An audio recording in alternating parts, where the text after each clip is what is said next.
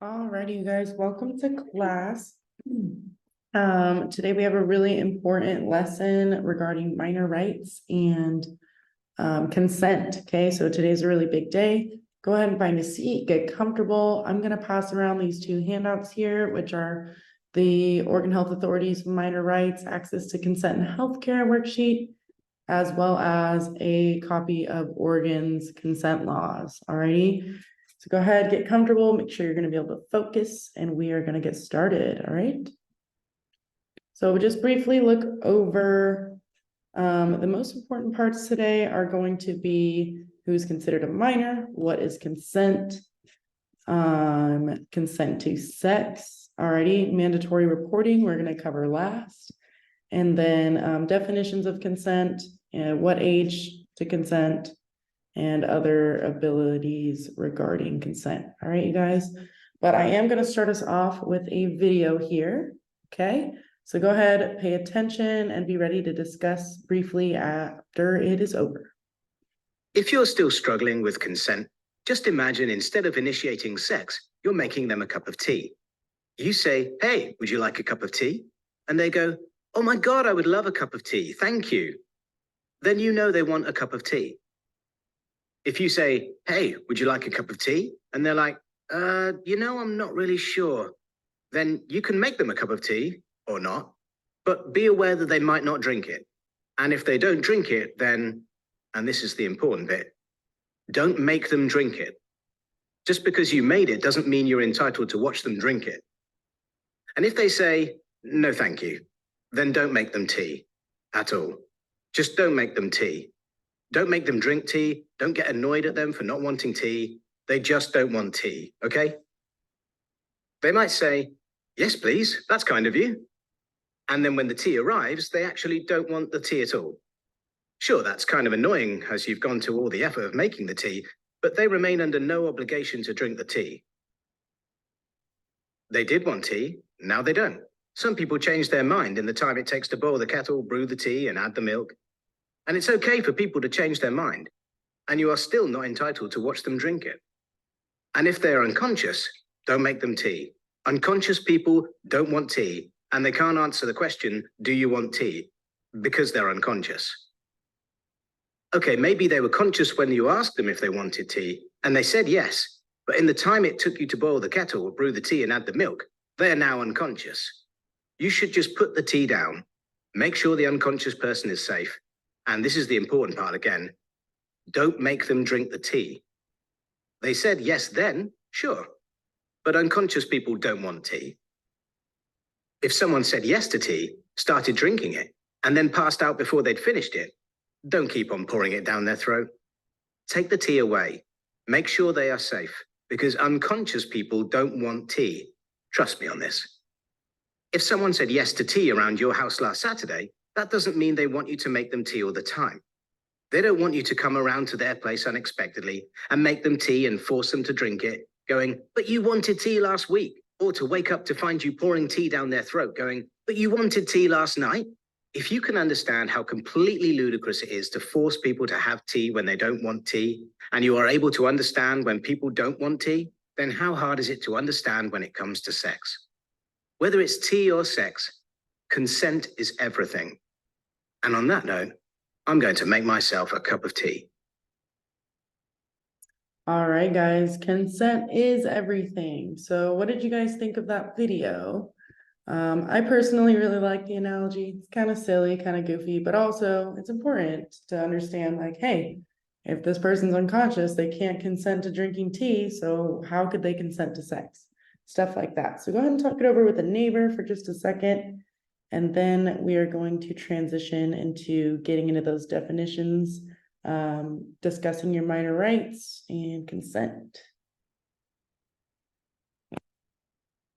Alrighty, we are gonna first do the minor rights look over, okay? So in Oregon, anyone under the age of 18 is considered a minor, guys. So everyone in this classroom is considered a minor. That means you have different rights when it comes to accessing healthcare and that kind of stuff. You might need your parents to consent or you might not. So, but first let's discuss what is consent. It isn't only involved with sexual stuff, it is also involved with your healthcare. Consent is acknowledgement, usually in writing, of any of the following. Patient understands the treatment they will receive. Patient authorizes the treatment. The patient understands how private information will be shared. All right, you guys, so that involves anything with medication, surgeries, treatments, any of that stuff. And all consent should be informed consent, meaning health services should be verbal or in writing and includes a description of the treatment the patient will receive, description of alternative treatments, and a description of any risks involved with the treatment. All right, you guys, and some examples when written consent is needed: if someone outside of your healthcare system requests your records, or if someone else needs to access your health information. That's usually involved with like therapy, that kind of stuff. And although many adults help minor children make healthcare decisions, there can be times when a minor child does not want or need this involvement.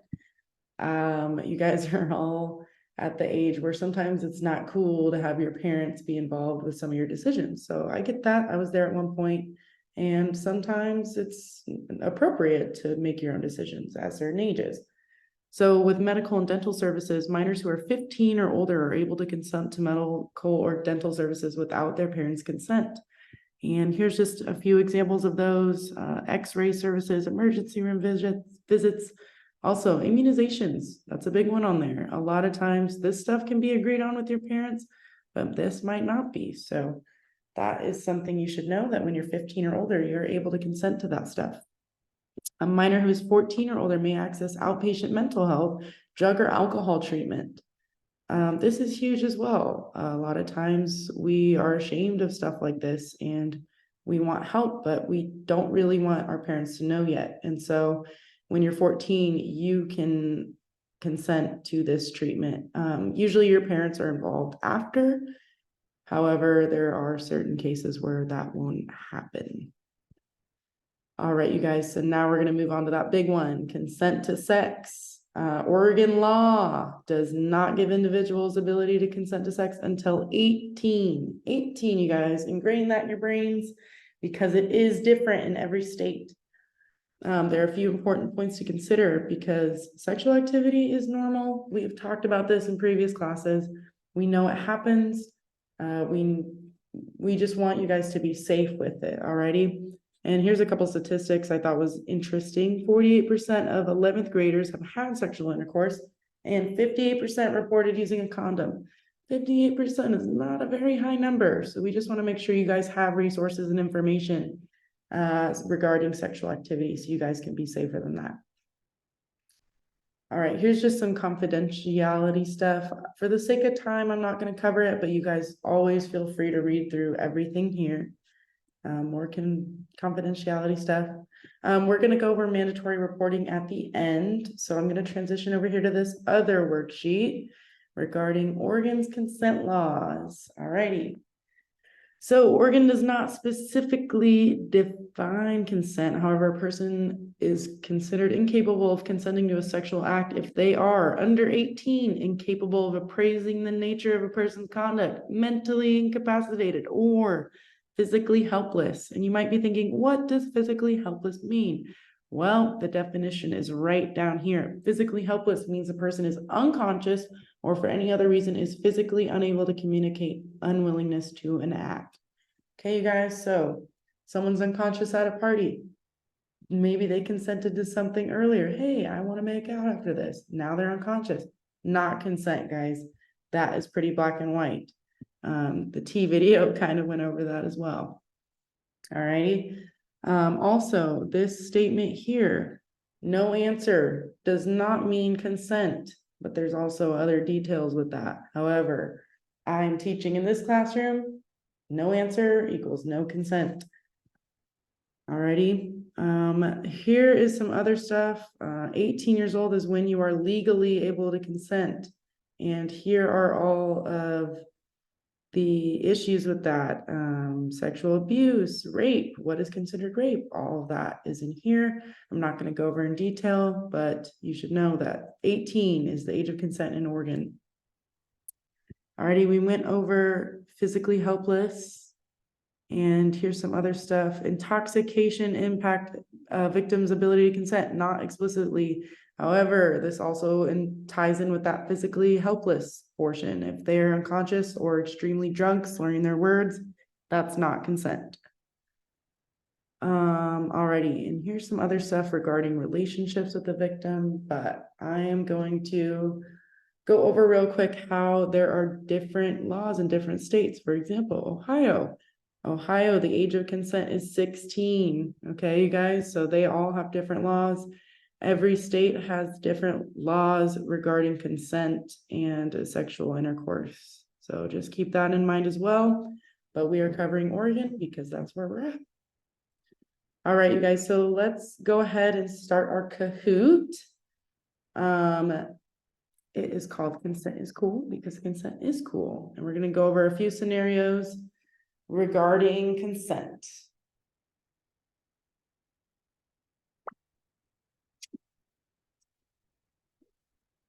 All right, guys, true or false? Starting warm up, consent should be black and white, not questionable or gray. And this is true. You know, it needs to be black and white. Enthusiastic, yes. At the movies, if John asks to kiss Jean and she responds with, I don't know, this is considered consent. I don't know does not equal a yes, so I'm going to assume it's a no. It's not consent.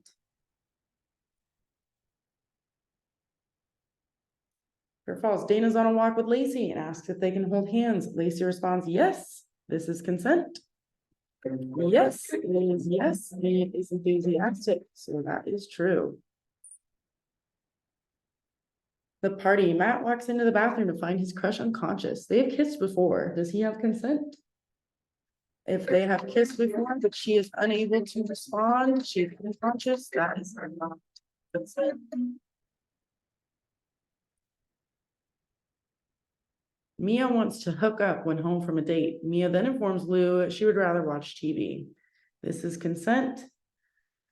Mia may have wanted something earlier, but now she's changed her mind, so therefore consent. Tia asked Fred if he wants to kiss. Fred responded no the first time, but Tia asks again until he says yes. This is persuasion, and this would if the first answer was no, then every answer is no, even if it's a yes after persistence. Also, that was a picture of Kiss, the rock band. I'm sure you guys are too young for that. Anyways, Joe has been drinking all night. Mo wants to take her home to hook up. She slurs what sounds like a yes. Consent. This would be, I consider this not physically helpless category. That slurred yes, she's very intoxicated, would be a no. She is not able to make that decision. True or false? Mark asks Leah if they can kiss after the date. She says yes. After their date is over, she says she wants to kiss. Is this consent? Sounds like two enthusiastic yeses to me. Consent. Macy and Todd are at a pool party. Todd grabs Lacey because he heard she likes to be touched. Is this consent? This would not be consent. Lacey did not give any yes, did not ask Todd to do this. And just because you hear something from someone does not consider it consent. All right, guys, Sophie and Jamal have been dating for 2 years. Sophie asked Jamal to perform a sex act and he responds, yes. Is this consent? A yes is a yes. They have communicated about it, so that would be consent. Ted and Ruby have been dating for 6 months. Ruby starts performing a sex act on Ted without asking. This is consent. There was no asking, confirmation, no answers. This would not be consent.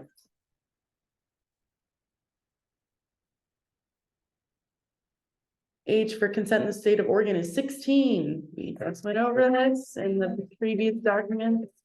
It is 18, you guys, 18. All consent laws are the same across all states. You also went over this earlier, and I used that Ohio example. This is false. Consent laws are different in every state. Consent is important and should be clear and enthusiastic. I hope this is a slam dunk for you guys, kind of what we've been covering. Consent is important and should be enthusiastic. Failure to get proper consent can result in legal issues and even jail time. I hope this is another slam dunk, but it's true. We got to make proper decisions, you guys. All right, good work. We finished that Kahoot there, and I'm going to go back to this minor rights real quick so we can go over mandatory reporting. Okay, you guys, there's times when minors' health information needs to be reported to other entities. And there's also times when appropriate authorities need to be notified if there are health and safety concerns regarding a minor child or vulnerable adult, even if the minor provided this information in confidence. Okay, so those are the big statements here. I am a teacher as well as a coach, and so I am a mandatory reporter. And the reason these things exist, you guys, is so we can keep you guys safe, healthy, and here. Okay. We want to make sure that you are in a safe place. You're not receiving any sort of abuse, neglect, or imminent harm. And we also report things such as these communicable diseases, tuberculosis, HIV, AIDS. Okay, just know that this list of people here are all mandatory reporters, and they are going to do everything in their power to report it to the right people to keep you safe and healthy, you guys. I also want you to look over these things here, HIPAA and FERPA. We're not going to cover it together here, but I want you to read over it just so you know about them. And here are some other resources you guys can look over, okay? Alrighty, well, that is going to be wrapping up our lesson today. I really just want you guys to have those big take homes, which is consent is black and white. We went over some examples of what it is, what it isn't. And I want you to keep that in your repertoire, use with you every day, every time you're in a situation where you need consent. Alrighty, know that your rights as a minor are different, but you do have them, okay, you guys? And yeah, just take home all this information with you. If you have any questions, feel free to write it down, give it to me anonymously, or come up to me after class. Thank you for being here. I appreciate you all, and I hope you have a great day.